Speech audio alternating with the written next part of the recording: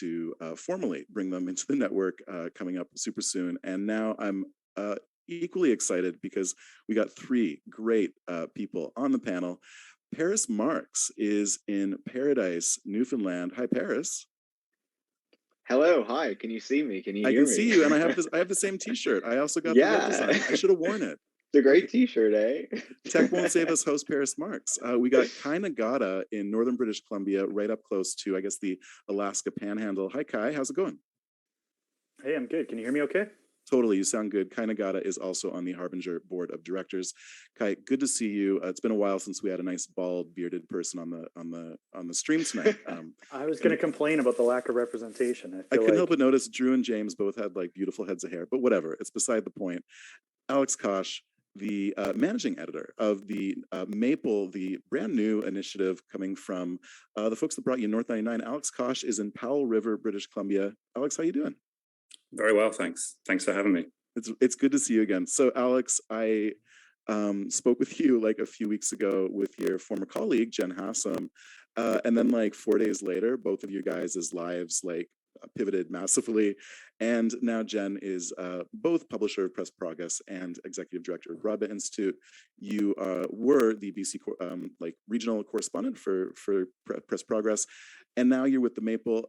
Kai and Paris and I are basically here to grill you on independent media. This is a confrontational interview. This is going to be, we're holding Alex accountable. Totally, we're going to hold him accountable. So yeah, let's go. Alex, tell us a little bit about the Maple, because this was exciting to see, but for people who haven't quite caught the news yet, what's the deal? This was North 99. Tell us more about that.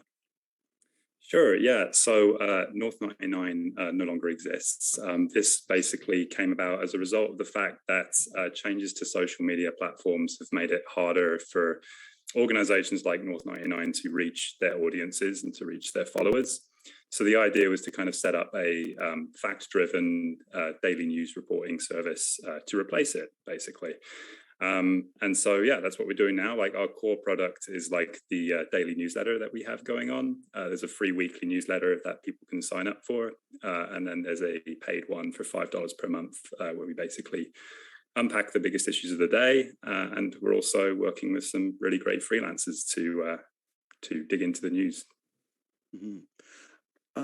Maybe tell us a little bit about like what are some of the stories. I was looking online today at like the last week of stories. There's a lot of good stuff. What is one of the ones that stood out to you the most in the last week or so?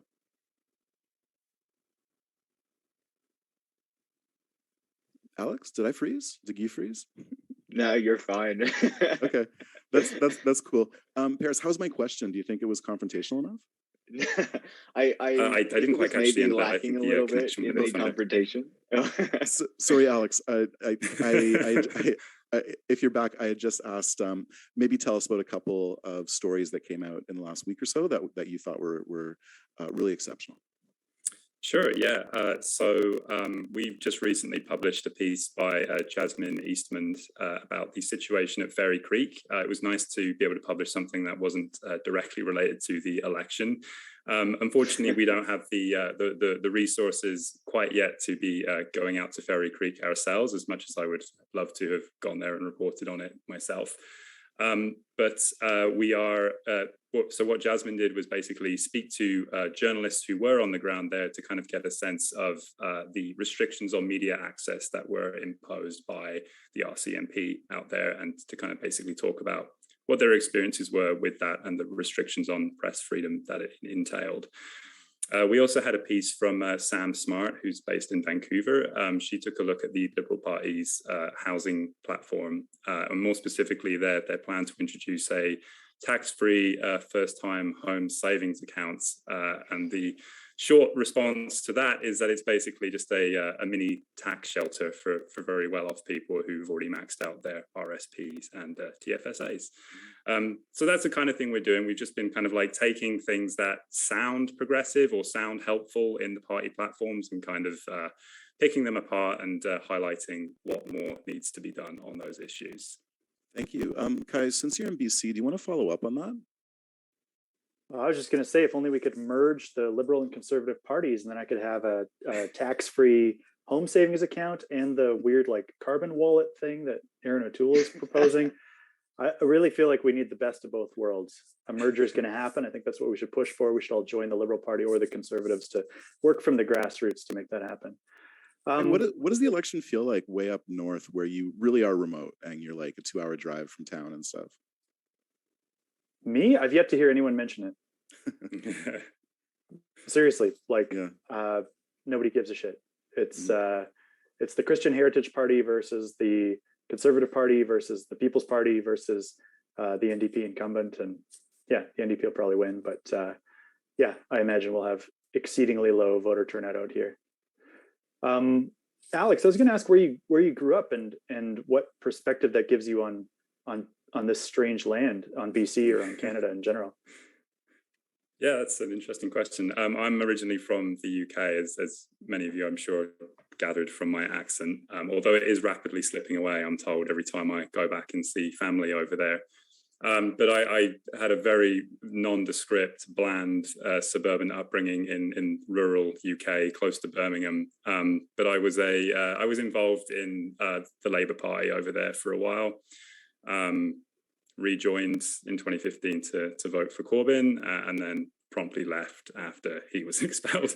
And I'm currently not a member of any political party. But I mean, I guess like I grew up around like the time of the Iraq War, the kind of post 9/11 war on terror, and also the subprime mortgage collapse in 2008, and saw how that was impacting my community. So things like the anti-war movement and housing have kind of informed my politics from an early age. And it's great to see there's such a fantastic community of people over here doing that work as well. Well, I want to pass it on to Paris in a moment, but just to sort of build on that, Alex, like with some people who are a little bit, let's say, older, like I don't know what your age is, but I know Kai and I are like, Kai's late 30s, I'm early 40s. There was no real left media, like when I was a teenager. Adbusters was like about it, basically, in Canada. And so it's been so exciting, like being part of what we do with Harbinger and with this community. And then like from that community, the work that's done with the Maple, with Passage, with the Breach, with like all these different spaces. And I mean, it's a good vibe. I mean, it's not like maybe things are going to get better like right away, but it is really great that there's more of us talking about it and having conversations about different ways of seeing the society and seeing the world. Paris, you want to pick up from there?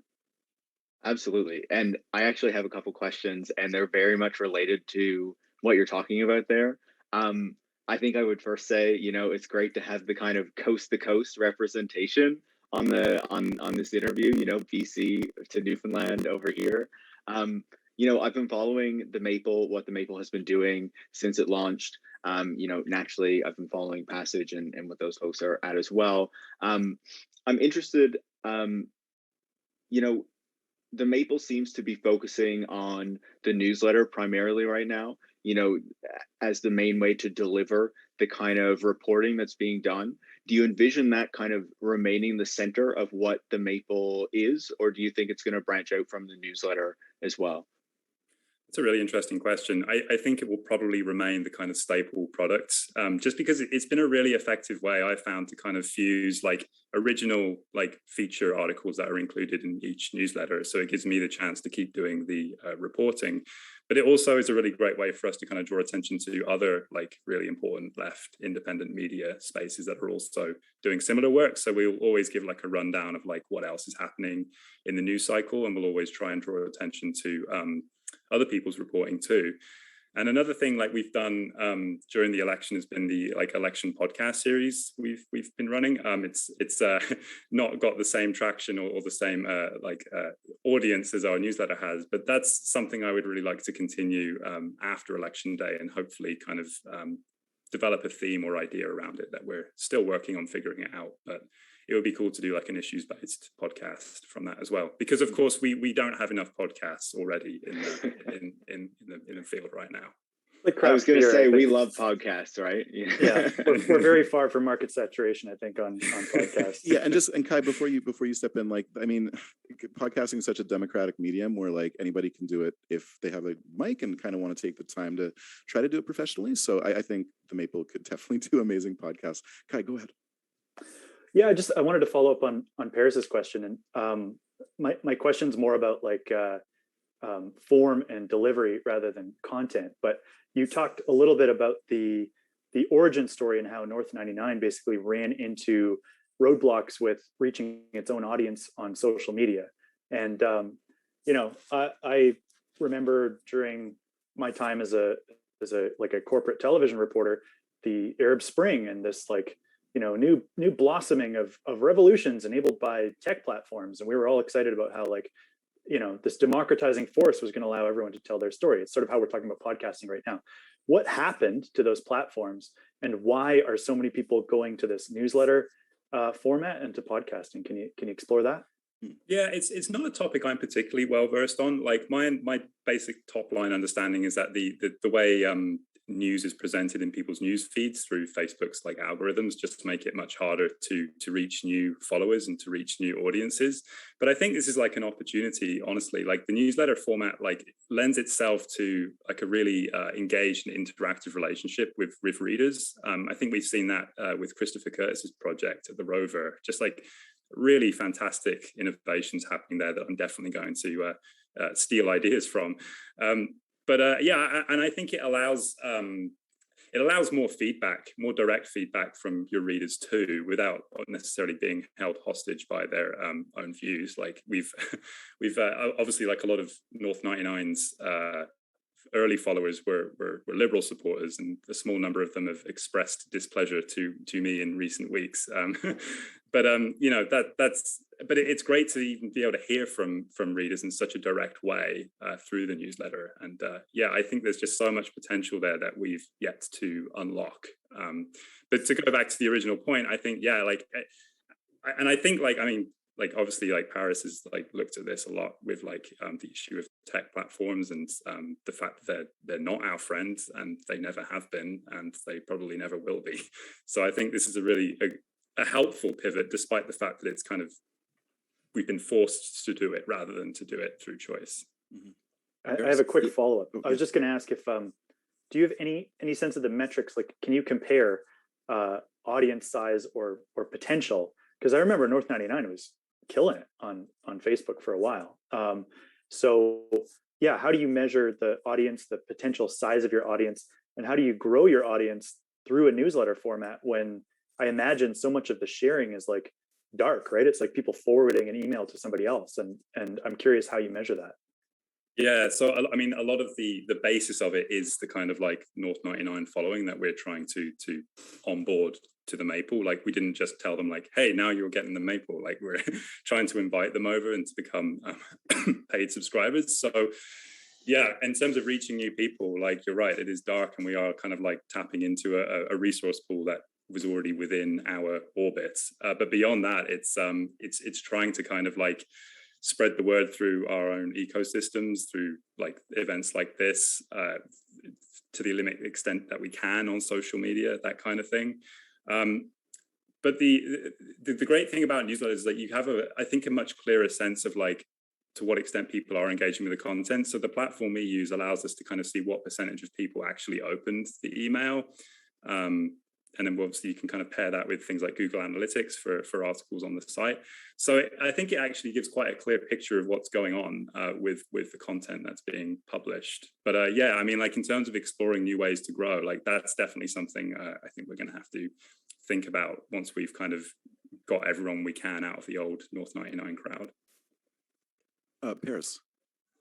Yeah, I think it's really interesting to hear what you're describing there with the shift from North 99 to the Maple, and how changes in social media, business models, things like that are kind of necessitating that shift.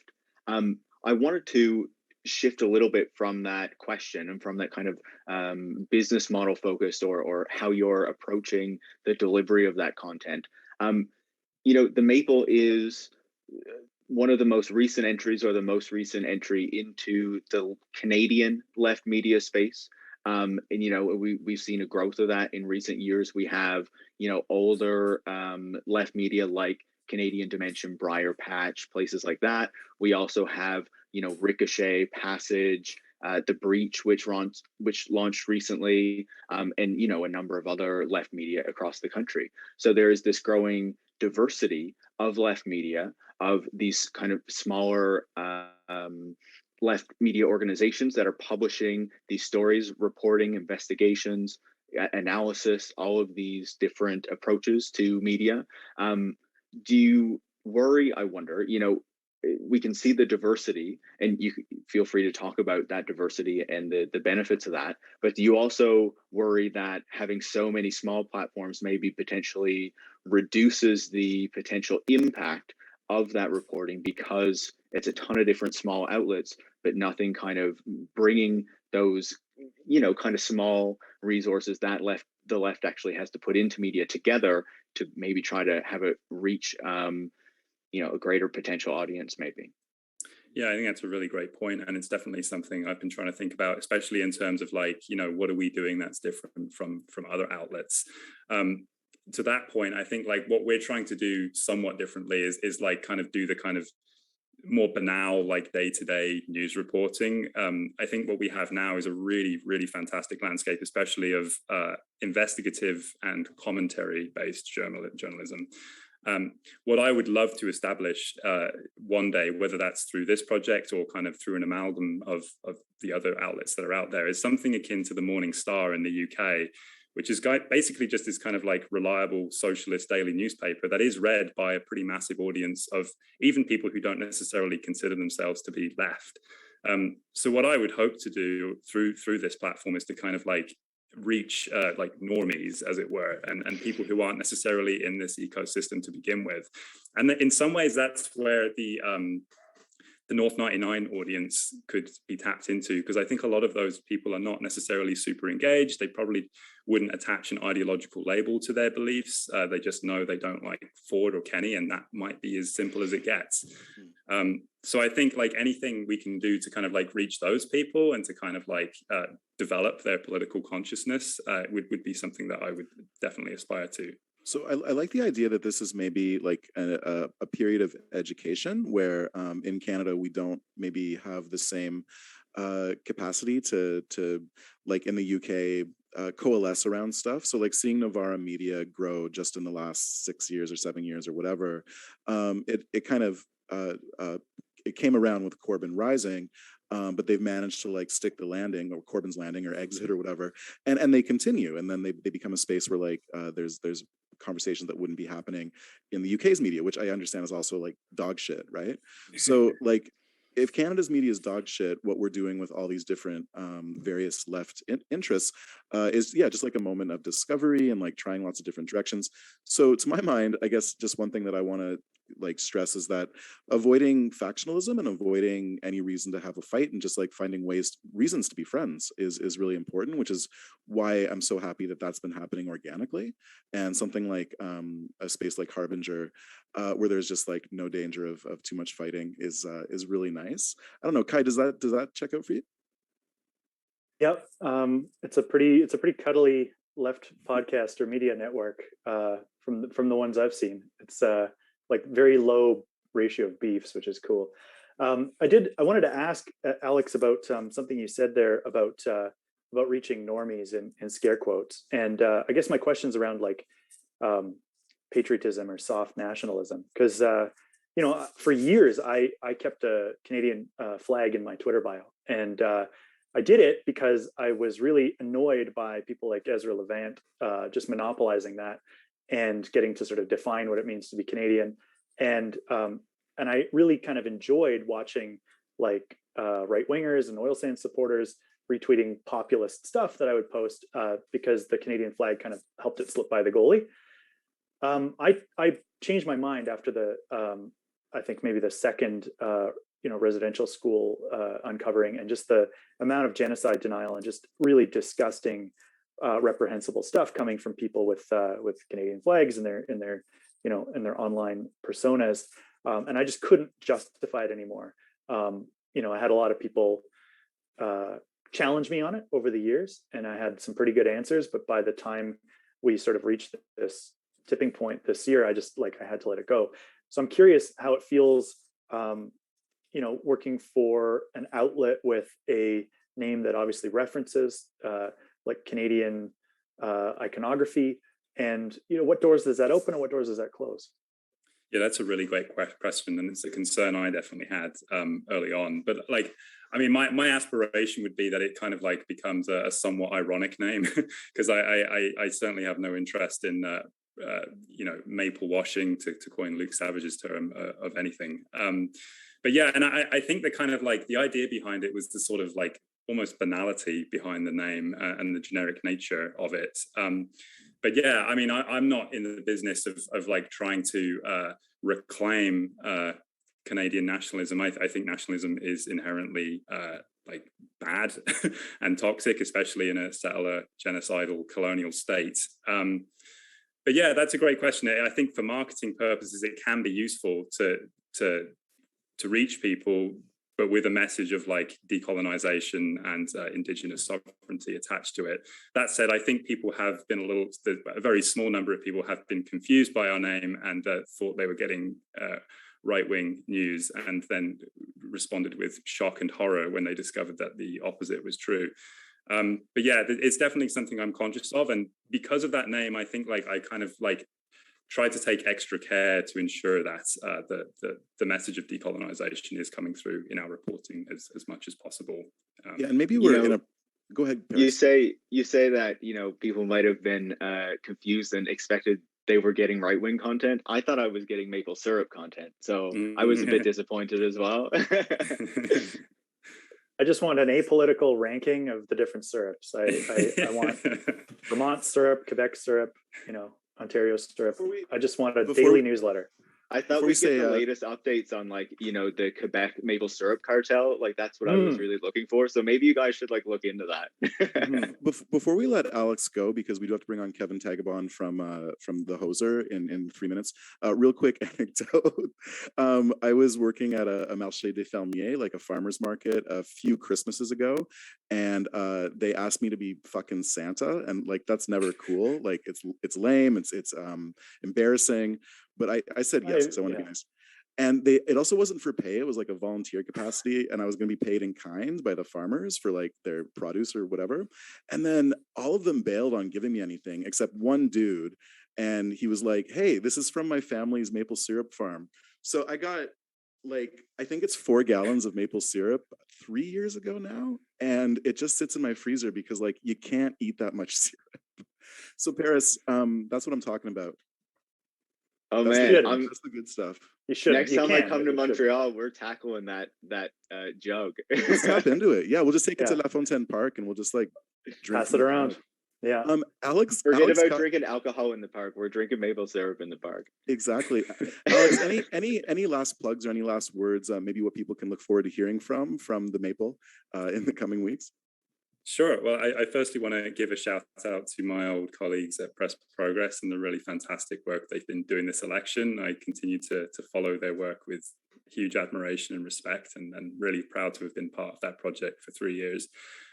People can subscribe to The Maple if they would like. Readthemaple.com, and you hit subscribe, and all the subscription options are there. And we would really, really appreciate as much support as possible. Absolutely. And like and retweet and just like be part of sharing the really good work that you guys have been doing. So Alex, I really appreciate you stopping by. This has been rad, and it's wonderful to speak with you just a few weeks after you started the new position. So we'll talk again, and this has been really cool.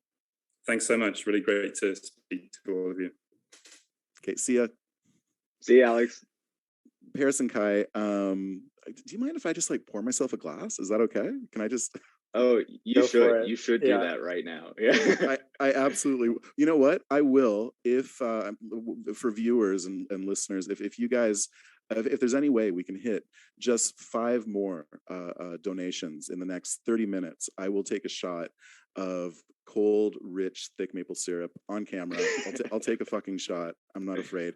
Kevin Taghabon, welcome. How do I log into Twitch and make 5 donations of my own? How do I subscribe to the OnlyFans account, which is just you drinking maple syrup? I feel like that might be more lucrative, really, for this whole project than what we're trying here.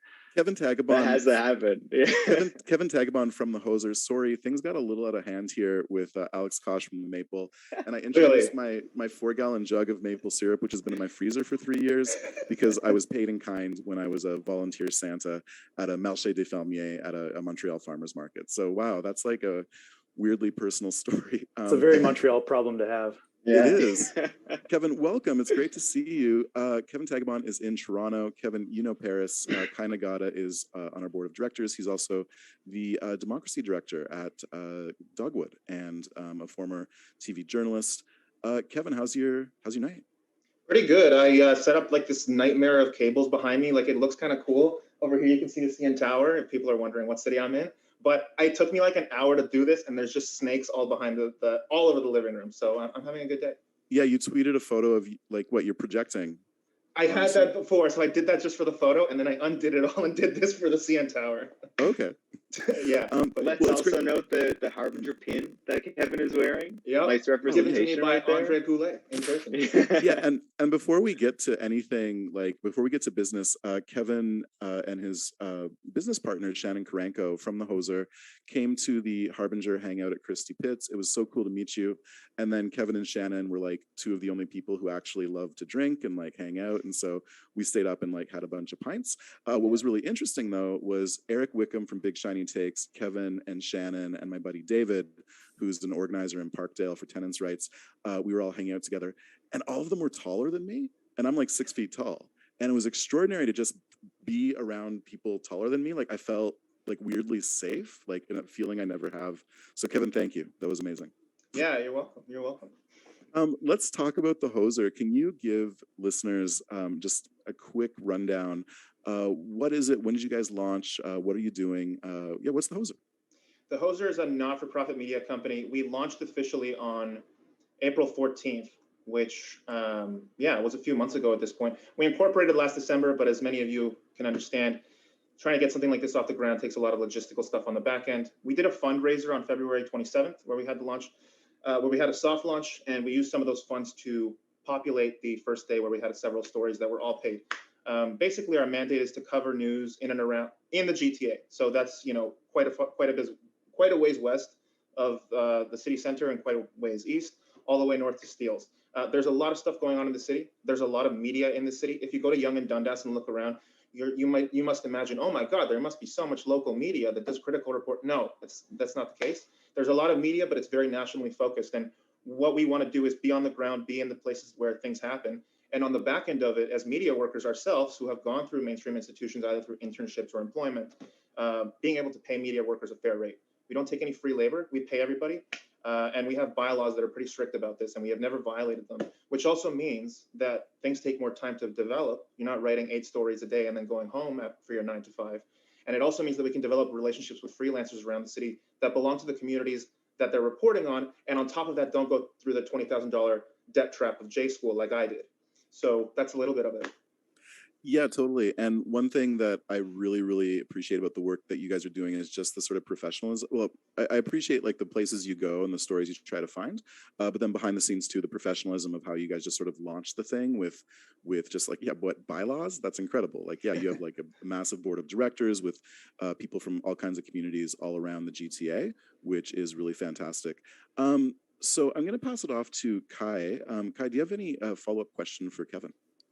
Just briefly before Kai jumps in, I think, Kevin, you need to also tell us what a Hoser is for those of us who are not in the GTA. You don't have any hosers out there where you are, Perry? We don't have hosers. I don't know what this is. I'm pretty sure you got hosers if you look hard enough. Honestly, I think it's just an interesting word that belongs in like Northern Ontario Canadiana that has a connotation of kind of like jokey irreverence and punchiness. The name was chosen by a comedian named Amy Cunningham, who is a good friend of Shannon's. And, we were mulling over names for a long time, and we finally landed on that one, kind of in a way where we're like taking it back from sort of like the mainstream white culture of humor and like in good faith, taking it back from that and trying to bring it to like a local thing, and also trying to communicate that we do take our work very seriously, but also like we are not the same as everybody else. We're not going to call ourselves, the Front Street Press. Like we are something different, and we're more agile, and we're young and, punchy. Hey, frig off your Front Street Press. It just doesn't really have the same ring to it. Newfoundland doesn't have the term hoser. Is it just because everyone calls each other bi all the time? No, we don't have that. We have we have bi, we have like skeet, like stuff like that. We don't have hoser. Sorry, it's not a term I'm familiar with. Interesting. I didn't understand that was really Ontario Canadiana. I thought it was just sort of like popularized by Bob and Doug McKenzie back in the early 80s. But okay. Anyways, all right. Kai? Yeah. My question to Kevin was just, what the hell happened outside of John Tory's condo this week? And can you just take us through, like, what the fuck is going on with the Toronto PD? Yeah, on July 21st, there was the encampment clearings at Lamport Stadium, which happened around 1 p.m. People were there from 5 a.m. There was a press conference of encampment residents and supporters that happened at 7 a.m. on July 21st. Didn't really make it much into the news. Everything that was reported on that day was about the clashes. And of course, you can understand why that was part of it, but the stuff in the press conference wasn't really spoken about much. So as fallout from July 21st, there were a lot of people that were attacked by the police. The police used batons. They had these shotguns with like orange shells in them that said non-lethal on the side. They brought horses. They brought riot gear, all this stuff. Indiscriminate pepper spraying. You can see it on the Hosers Twitter page. Indiscriminate pepper spraying of people right at the front of the line. So after the fact, so they detained a few people that day. And 2 months later, the encampment support networks in Toronto and their allies were planning on having a press conference, which they did on Thursday at 10 a.m. in front of John Tory's house, demanding to drop the charges, demanding that the people that were charged at Lamport Stadium and at 14 Division for defending homeless residents in this city on public land would have the charges dropped. While the press conference was going on, there was an organizer going through the crowd after about 5 or 10 minutes, so let's say 10:30, 10:20 a.m., and he starts whispering in people's ears, there's been some suspicious activity, some suspicious activity. They didn't make an announcement right away, but after 2 or 3 more speakers who were talking about their experiences, who were talking about the absence of affordable housing, about not actually being able to use shelters or hotels as a safe alternative because of COVID, because of assaults, because of lack of training, around this time, again, 10:25, 10:30, somebody goes on the mic and finally says, Skylar Williams of 1492 Landback Lane, who was the second speaker, I believe, at the press conference, was arrested by 2 plainclothes police officers walking alone right after he left the press conference. So they followed him. They went up to him. They arrested him, threw him in an unmarked van. We didn't know right away where he was, but everybody suspected he was going to be taken to 14 Division, which was the case. 2 other people had the same thing happen to them within about an hour. 2 other organizers walked away from the conference on their own or with someone in one case who witnessed it. The witness told me when I arrived at 14 Division that the second arrest happened at College University. 2 plainclothes officers did not identify what the charges were, just arrested the person, put them in a van. So we went to 14 Division. We probably about 60 to 100 people at the largest of the crowd went to 14 Division for jail support. We were there for hours and hours. They finally released everybody at 8 p.m. The press conference started at 10 a.m. I'm not sure how long processing takes, but I don't think it takes 10 hours. And yeah, everybody was finally released. One of the people was released off-site, and the organizers suspected it was done so that there wouldn't be sort of a celebratory moment in the crowd, so that there wouldn't be a sense of like, we're making progress or we're together here. So, you know, a lot of despicable behavior. On top of that, the Toronto police put out a press release at 1 p.m. on the same day with pictures of the organizers from Lamport Stadium. So they basically decided that would be the right time to put out a release telling the public to start looking for these people, like to help them look for these people while there's a public press conference going on and the police know where these people are. They did not make it clear why they decided to start going after these people on this day. And on top of that, they alleged that people brought weapons. I was there at 14 Division for like 7 hours on July 21st. I saw absolutely no weapons except for the weapons that were paid by the state and given to the police officers used against the most vulnerable residents there. So that's what happened in a nutshell. Okay. So, I mean, I'm watching this from the West Coast, and there are parallels, of course, to other events, other police actions around the continent.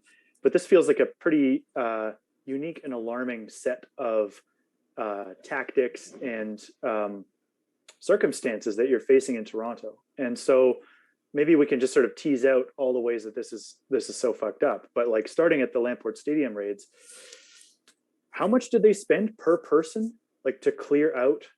I'm just like looking at the budgets of these enforcement actions versus like the number of people that they're actually trying to get out of a public park. It seems like there is no fiscal argument for these actions. There's something else going on. There's something punitive and disciplinary, and the way that the cops have sort of managed their own PR and the tactics they've used, you know, they seem to be counting on the fear sort of rippling outward through the community and through the organizers. Like they're not doing, this is not meant to be subtle, right? Like they're sending a message. That's my read from the West Coast. Is that how it feels on the ground? That's pretty accurate. To answer your first question, Matt Elliott, columnist at Toronto Star, put this tweet out yesterday at 3 p.m., 3:15 p.m. By the city's own estimates, long story short, the cost of eviction per person is $33,000 because they spent $2 million to evict 60 people in 3 public parks. So yeah, that's the first part of it. And the second part of it is that you're largely correct. When I was at the press conference in front of John Tory's house, again, around 10:30 when things started to seem like they were getting heated and we had a problem, people were sending messages out to folks and saying, okay, we need to get like a rapid response teams from whatever organization they were from or for whatever union or grassroots groups, messaging their rapid response teams, telling them everybody needs to go to 14th Division, this is an emergency. Simultaneously, a lot of those people in those networks are exactly the people that the police are targeting for arrest. So they're using this tactic of organic or grassroots organizing as basically like a funnel for the people that they're trying to get. And yeah, people were putting messages up on Facebook and Twitter, Instagram, everywhere, where people communicate about these things, that if you were there at Lamport Stadium or 14th Division on July 21st, do not come. And that is the correct thing to do. Do not come. It is not safe for you. You will be targeted. And I'm glad that those messages went out. But you can imagine when you see the organizers who are on the front lines doing like the hardest work in this city, saying stuff like, listen, it is not safe for me to be there, or it is not safe for you to be there. If you were there on July 21st, definitely sent a chilling effect on the day. The numbers were far smaller than they were on July 21st. Of course, this was unexpected and it was an emergency. It wasn't the same thing as Lamport Stadium, where there was an 8-hour run up until the violence started. But regardless, that was what happened. There were far fewer numbers. And the other thing about this is, as a journalist, as a media worker, I know that the reporting that happens locally about this issue, the people that are doing this work at CP24 Global, CBC Toronto, everywhere, whatever, they probably have 3 or 4 assignments. They are not going to stay there for 8 hours and follow everything that happens, right? I did it and I can't. That's part of the reason why we started this. I can stay there.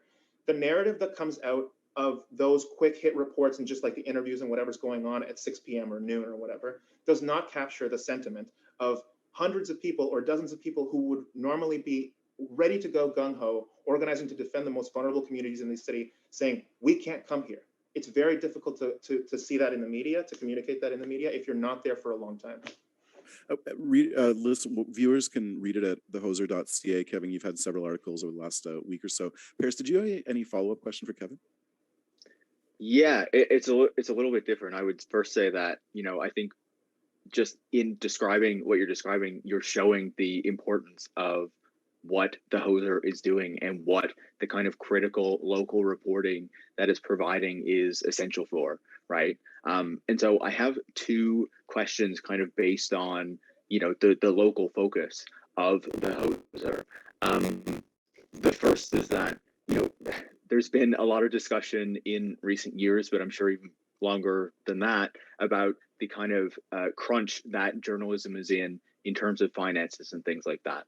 So do you find that focusing on a specific market like the GTA instead of, having this kind of broader focus makes it more difficult to do the work that you're doing to get people to support it? Or because you are providing this kind of essential local reporting that is really relevant to people's day-to-day lives, that it's actually easier to get people reading, get people interested, and get people to support it because they can see kind of what it means for them very concretely? It's actually both. Honestly, you're onto, like, you're correct in both assumptions are correct. It's more difficult to get people from outside the city to donate for something, and especially when you're thinking about large organizations like unions or other organizations that do have money but are not focused specifically in Toronto. Yes, it's more difficult to make an argument for why.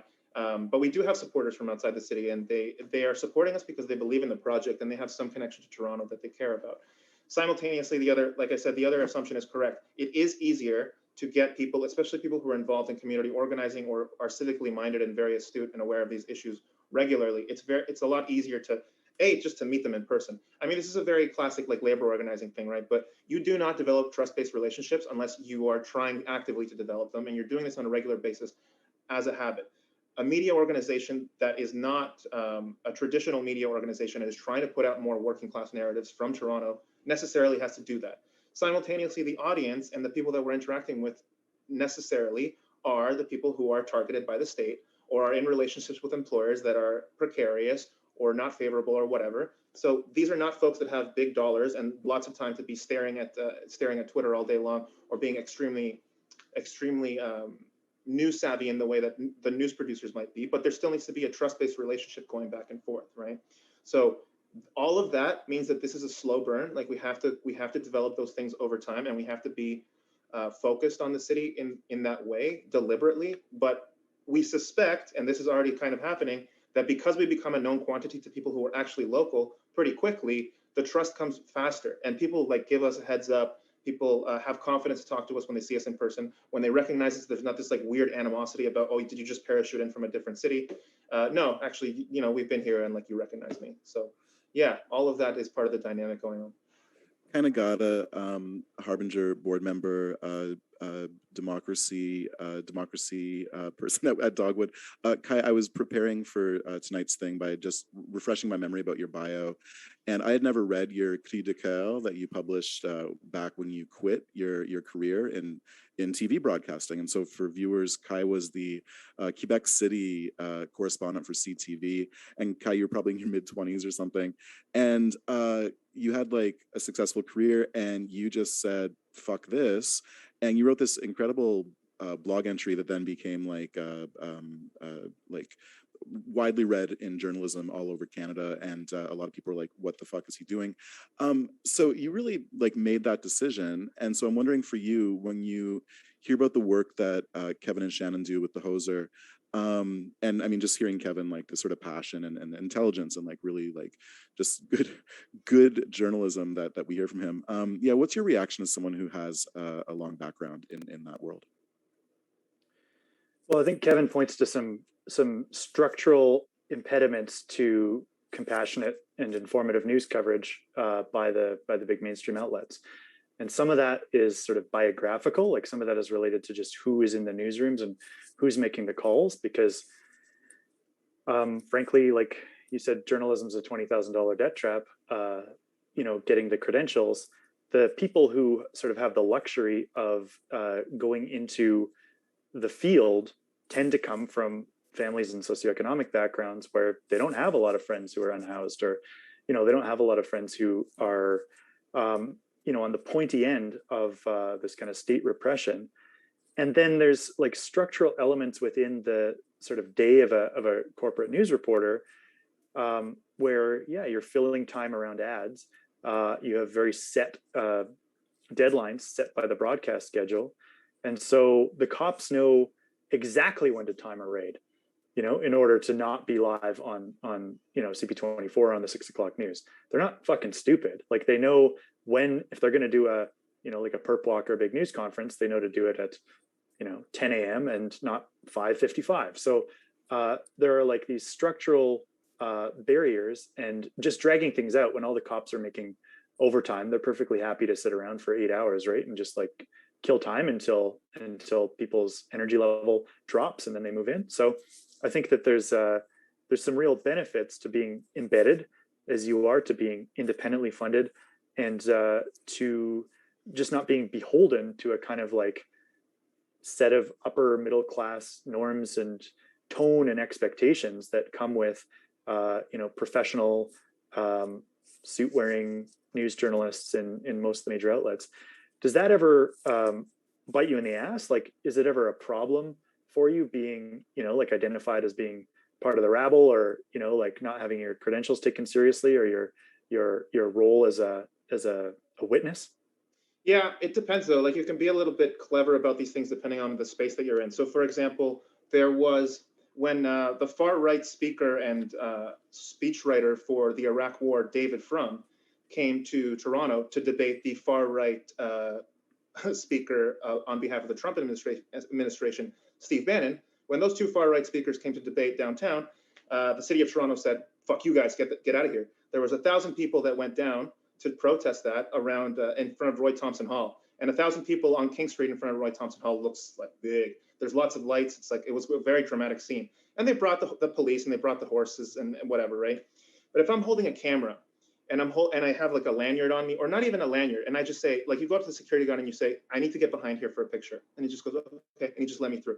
If somebody else did that, I mean, this is a part of the sort of class privilege that comes with journalism, right? And I think hopefully, if projects like the Harbinger, projects like the Hoser keep growing, there will become an alternative working class perspective about journalism that probably will not afford people like me, maybe in 10 years or maybe in 5 years, the ability to just go up to a security guard and say something basically with body language and words like, I'm a journalist and I'm not going to cause any trouble. That's what you're saying when you do that, right? When you try to access those types of things. Also, there's a lot of things, like our elected officials are public people. Like, they do go to places and you can just confront them.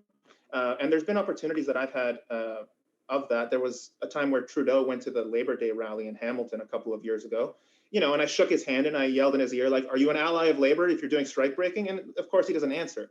But the fact that he doesn't answer tells you that he doesn't want to answer that question.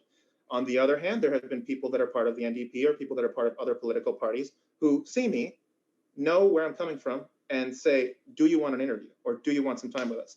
Because they understand that I don't have the perspective of everything is equivalent, everything is fair, everything matters the same amount. So yeah, there are barriers to access.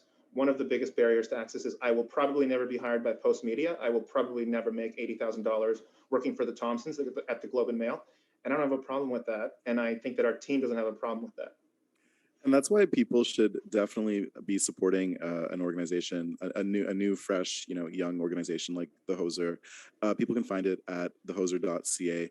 Kevin, you guys are doing such amazing just amazing work, and it was just so awesome to meet you guys and just like, yeah, put a face to just like the work that you guys are doing, and that was, yeah, it was just really, really nice.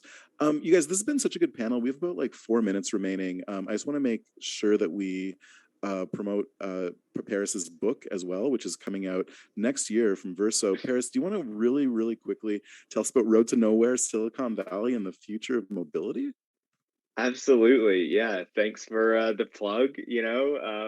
The book comes out next July. It's basically looking at all of the kind of grand visions for transportation that have been put out by Silicon Valley in the past, decade or so. And the major problems with those visions. The book delves into the history of transportation to show how, we rebuilt our cities and built this whole kind of industrial complex around the automobile, right? And questions, the degree to which that actually served the public, and the degree to which it served corporate interests. And so, in looking at these ideas for the future of transportation, part of the argument is that in the same way that we saw corporations remake the city for the automobile through the 20th century, we're now seeing the tech industry, which is the new kind of most powerful economic sector that we have, present its own vision for what the future of transportation in cities should look like. And that's a vision that will, produce benefits and profits for them in particular. So that's kind of what the book is arguing. Verso Books, July 2022. You can't pre-order it yet, but hey, you can always follow me on Twitter and I will let you know when that is possible. and seeing Paris's success with the Tech Won't Save Us, which is like basically globally renowned and probably like the most popular critical show, left show about technology. Paris, it's so cool. And of course, winner of the Canadian Podcast Award for Best Technology Podcast is nothing to sneeze at. So yeah, you guys, this has been as amazing. I say, the Oscars of Canadian podcasting. That's exactly. No, that's exactly right. And I just wanted to point out before we wrap that, like, we promoted this night as this 12-hour stretch, this 12-hour stream as like the election spectacular. But it's kind of cool that this hour we barely touched on it because the election sucks and nothing they're talking about is really like about the real problems, and probably nothing's going to change after Monday. So knowing that there's really good work being done by the team in Toronto with the Hoser, knowing that Paris, you are really making an impact and being influential with your show is amazing. And Kai, of course, the work that Dogwood does is really important with environmental work in British Columbia. Do you want to give us like a 1 minute promo for Dogwood? Sure, yeah, and I'll correct you, Andre, about the election, which is that things will change after Monday. They'll get worse, as they have steadily for the last 18 months and beyond. And none of the parties, as you say, are proposing real solutions either to the dynamic that Kevin's describing, the criminalization and attacks on unhoused people, or what Paris is describing in his book. I mean, the way that tech companies are just remaking our brains and our cities and our society. So, I haven't heard a political party come up with a serious plan to talk about automation or to push back on the power of the tech sector. And when it comes to climate, okay, so pause that for a sec, because now that I hear you talking about it, I realize we actually do have a lot of things to say. I'm going to be back on the stream with Drew Ojajay from The Breach and Rob Rousseau at 8 p.m. Pacific time. If you want to drop back in for 20 minutes just to like check in, because I'd like to hear more. Yeah. Okay. Wicked. Just resend. Just like join again, and producer Nagata will let you in. Wonderful. Okay. So Kai will be back. Kevin, this has been so cool. I'm so happy you could come by. And I just love the work you're doing. Paris, I'm really happy we did find time for you to join us too. You guys, this has been amazing. We have to wrap it though, because Mr. Movies himself, that's right, Evan McDonald from Kino Lefter, is coming on the stream to talk about election memes, ads, and stuff like that. So let's pass it off to him. Paris, Kevin, see ya. Kai, I'll see you soon, I hope. All right, everyone, thank you so much. Take care. Bye. See ya.